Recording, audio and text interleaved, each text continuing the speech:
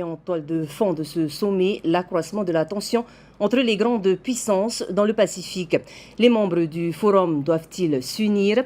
Faut-il s'allier à l'un des deux pôles chinois ou américains ou bien conserver une position neutre? Quelles seront les conséquences pour le bassin d'un renforcement de la puissance américaine? Élément de réponse avec deux spécialistes de ces questions internationales interrogés par nos journalistes Laure Philibert et Tiarini Pahouiri. Ils ont écrit ensemble plusieurs articles et ouvrages sur les questions indo-pacifiques. Jean-Marc Regnault et Semir Alouardi ont vu la situation géopolitique du bassin évoluer très fortement au cours des derniers mois.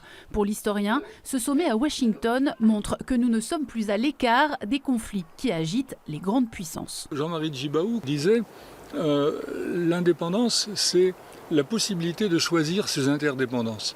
Mais on est passé à une autre époque où désormais les conflits sont tels que plus aucun pays ne peut demeurer à l'écart et ne peut même être libre de ses choix. On se rend compte qu'il faut stopper cette avancée si on veut garder un certain nombre d'avantages que nous avons malgré tout, à savoir une relative liberté. Conséquence de ces tensions accrues dans la zone, le renforcement des moyens militaires en Polynésie a commencé.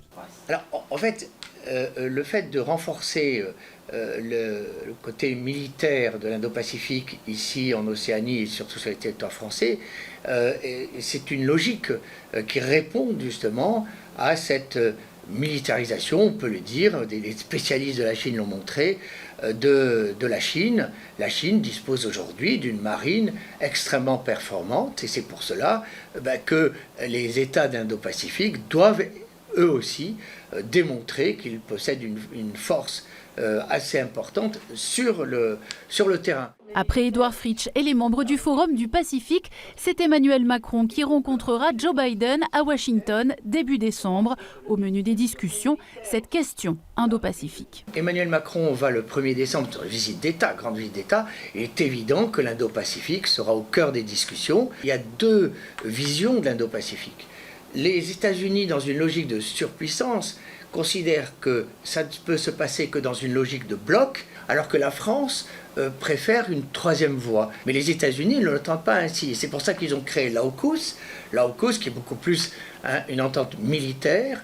Alors évidemment, il faudrait que Biden arrive à convaincre Emmanuel Macron, mais on va dire que dans la tradition française de cette troisième voie, ce sera quand même assez délicat. Il est clair que même la France s'inquiète, puisque les amiraux en poste ici disent qu'ils sont très inquiets sur l'avenir de l'Océanie et qu'ils envisagent, comme les services secrets américains, un conflit qui se prépare entre la Chine et Taïwan pour 2025. L'unité des pays membres du Forum du Pacifique qui ont signé une déclaration commune à Washington est un gage de stabilité.